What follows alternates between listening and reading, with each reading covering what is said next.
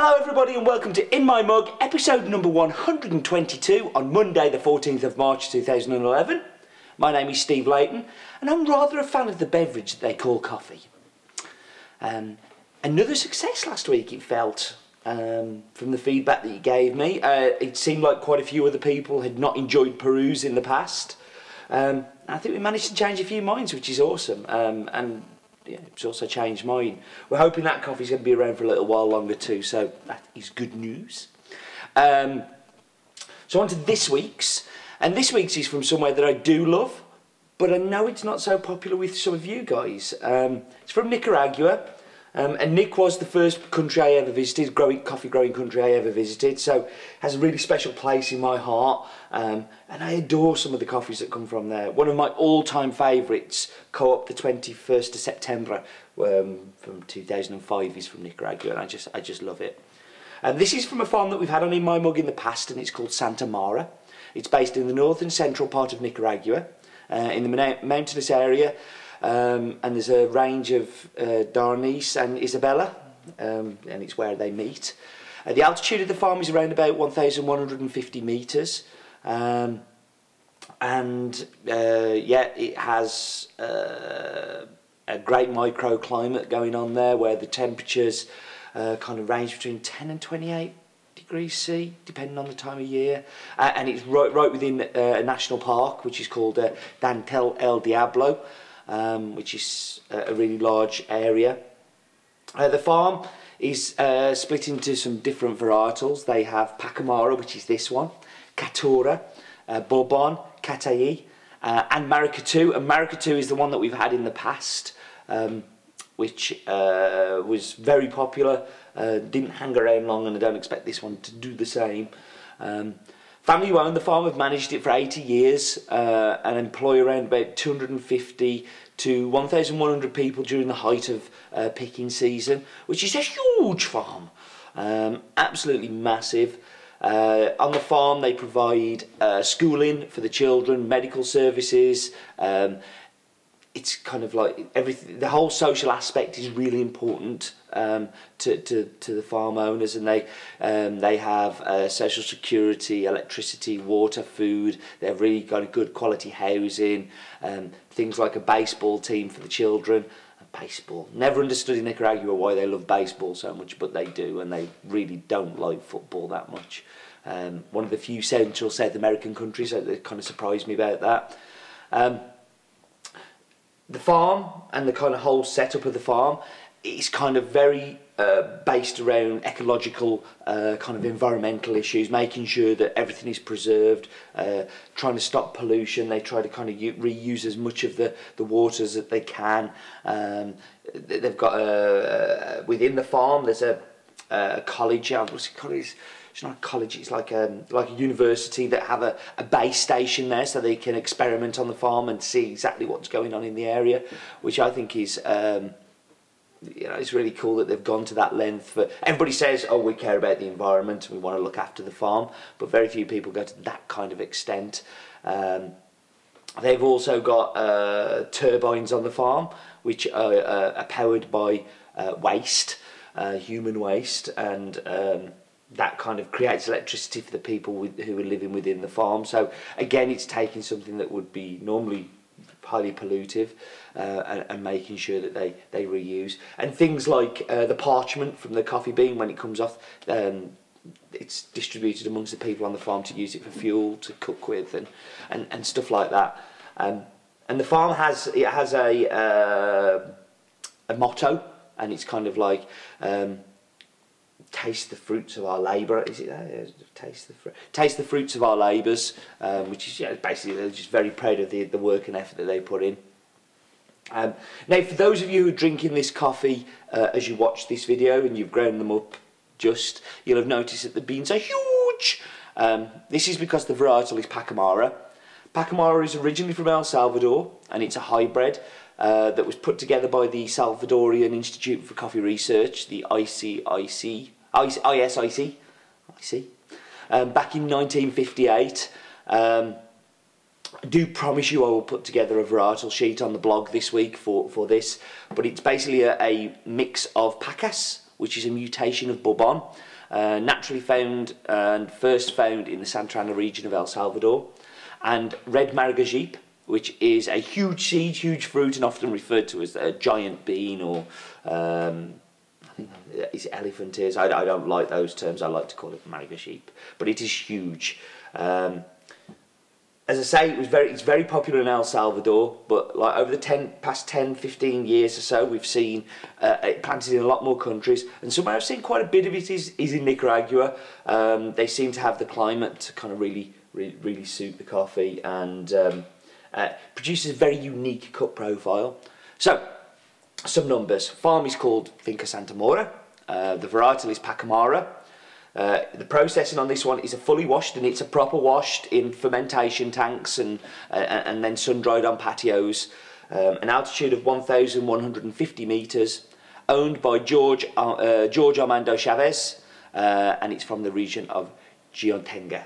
And I really always think that should be a Pokemon, Geotenga. So before I go make the drinks and whap you on pause and all of that stuff, in the break I'm going to show you the 5th in the Has Been Brewing Guide, and as you will see, it is a cupping one, so it's not really a brewing guide, but to commemorate the launch and to kind of do it, I'm going to also cup the coffee as well as do the other 3 tasting brew methods. So oh yes, we've also launched a cupping bowl and cupping spoon on the site, so if you go and have a look on hasbeen.co.uk, you can see there's a lovely spoon, bowls, and you get 3 coffees that you can cup with it, which is to go with the video. Right, whap you on pause, we'll be back in just a moment. Hello everybody, and welcome to the 5th in the series of the Has Been Brewing Guide. My name is Steve Layton, and today we're going to be taking a look at the process of cupping. I know you're shouting at your computer, but that's not a brewing method. And you're right, but it's a great way to taste coffee and can also be a new level of interest for your hobby of coffee. First of all, you're going to need some things. You're going to need some cupping bowls. Now you can use mugs as long as they're the same size and have a wide mouth, but dedicated bowls are best. A cupping spoon. A large spoon will do, but again it's always best to have the right kit. Some coffee, preferably some that you can compare, freshly roasted of course. A grinder, a kettle, some scales, a timer, and 2 spoons and another mug. Step 1, boil the kettle. Step 2, weigh out 12 grams of coffee beans that you want to cup and put them into the cupping bowl. Mark the bowl starting with 1 going upwards so you can know which coffee that you're going to be cupping. It's best to cup them blind. Then grind the coffee to a very coarse consistency. Think grit. Step 3, get that snozzer in the bowl. This is the highlight and should be thoroughly enjoyed. Step 4, fill the bowl starting at 1 and don't dally.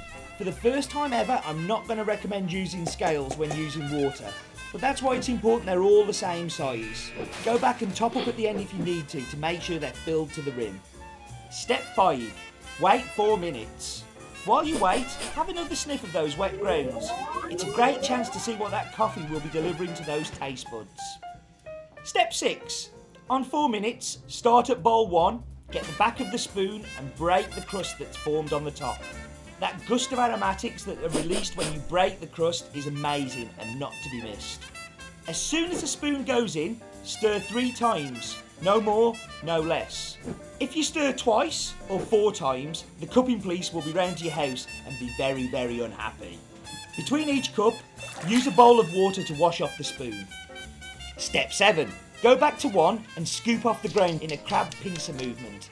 Again, cleaning the spoon after each bowl is really important.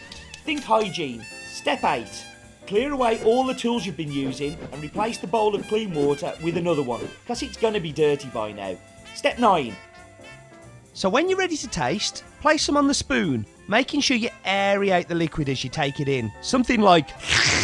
Step 10. Think about what flavours you taste. No flavour is too ridiculous. If you perceive it, then it's there. Write these down as you taste the coffee. Look for highlights like sweetness, acidity, body, and how it feels in the mouth. Flavours and how they hold together is what cupping is all about. You can use a cupping sheet, and I would recommend that you do that, but don't get too hung up on it. The most important part is what you taste. Step 11. Keep going back to the cups and keep going until it's lukewarm. The coffee will change over time, and it's really important that you assess it at the very, very hottest and the very, very coolest. If a coffee doesn't hold together, it should be punished. But if it gets better, that should also be reflected. If you follow these simple steps, you can begin to assess coffee and score it, and this will help your palate grow and understand the differences between coffees. Thank you for watching this guide, and I do hope that you've enjoyed it. I also hope that you'll take a look at some of the other brew guides we've done. My name is Steve Layton, and remember, life is too short for bad coffee.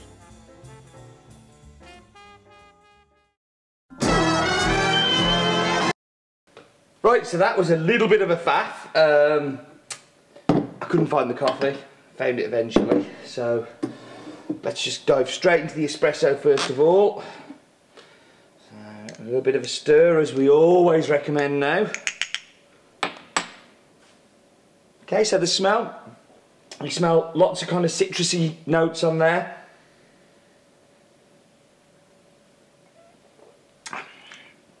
And as I expected, there's lots of citrus on the front end. Almost like a kind of tropical fruit kind of hit with it. I'm going to be, for the first time ever, since doing it this way, I'm actually going to say, that's not for me. It's too tart. It's too in your face. Doesn't rock my world, but I know that it will a little later on, so I'm going to go into the cap next.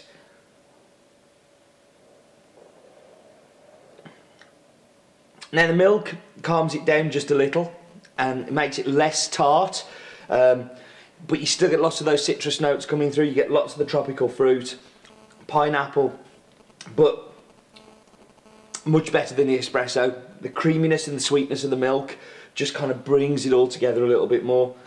So I'm going to show you a picture of the roast colour now. What you'll see here, this is a medium roast, no more than that. Snozzer in the bowl.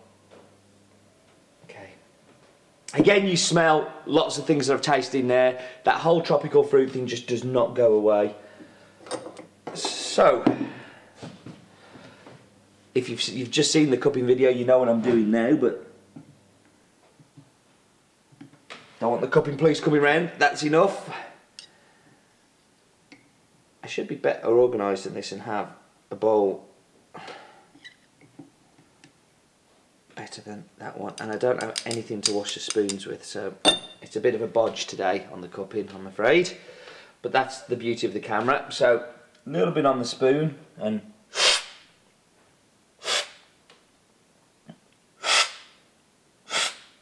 now you see this is a real cupping coffee, because what you get here, it is obviously pineapple. It's like so obviously pineapple there, in there, and a little bit in here, but it's not so much.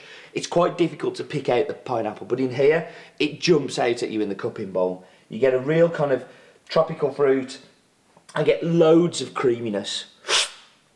Think pineapples covered in cream, kind of sitting there, but like lots of cream, not a little bit. It's super creamy, so all that tartness from the acidity gets neutralised by the creaminess. Really, it's a great place to look at this coffee, and a lot of the reason why I chose it for this week's in my mug.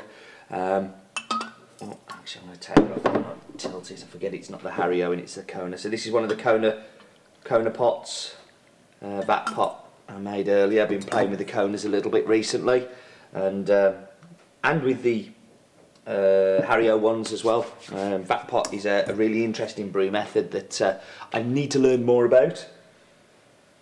So what I'm smelling here is much more what I'm smelling in the cupping bowl than I am in the espresso or the cappuccino. So, yeah, beautiful pineapple. We were talking about this on Friday as we were cupping the last of the production roasts. Me, Andy and Dale are all in agreement about the pineapple, like it was just hitting us in the face. But we were saying afterwards it's a little bit of a chugging coffee, and by that I just mean you can drink it, and particularly as a brewed coffee, you just drink it and you don't kind of go, oh, I'm over-analysing this, because it's not super complex, and for a Pacamara that's very unusual. But what you are getting is just this beautiful, easy to drink, very sweet, very acidic and fruity, beautiful coffee. So, Order of preference. I'm going to put the cupping bowl first because I love that on the cupping table, and that's why we chose it this week, because I think it's a great cupping coffee. Brewed next, cappuccino layer, and espresso somewhere down here. So 3 things to know about this coffee. 1, it's a fully washed coffee from the Jiatenga region. That should be a Pokemon. 2, I think it's a perfect brewed coffee. I don't think it's a great espresso. For my tastes, you may love it, and I'm sure I'm going to get loads of emails now saying, well, I liked it as espresso, and I'm sure you will. That's great. That's why we were all so different, and that's why when it says good for espresso, good for brewed, and sometimes you find that you disagree with me, it's because it's my opinion. It's not necessarily right. And the 3rd thing to know about this coffee is its taste profile. So tropical fruits, pineapple, super creamy, rich aftertaste. Cool. So, numbers. Santa Maura, Pacamara,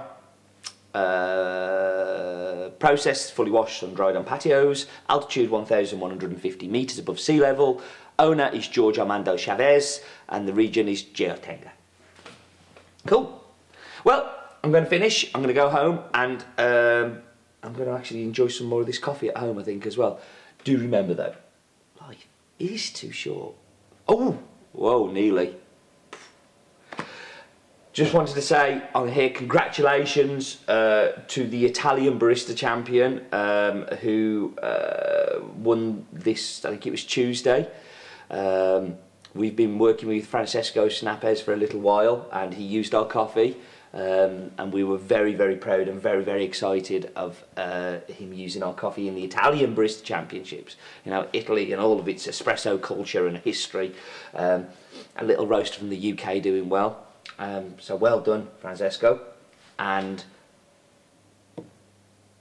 Tuesday, Wednesday this week, I would very much like to wish all the best, everybody competing, of course, but in particular, Hayley. I'm going to miss somebody out here, I know. Mike, Luke, Dale, Gordon, and one more. Come on, Steve, there's one more. There will be parties, there will be fun, there will be prizes for everyone, and hey, hey, hey, here comes Richard. Richard, I'm sorry, Richard, there we go. So that's Hayley, Richard, Luke, Dale, G. I forgot somebody else. Mike. Whew. Really good luck with the competition, guys. Super proud and pleased that you're using our coffee. And now I can finish on life is too short for bad coffee. Sorry, Richard.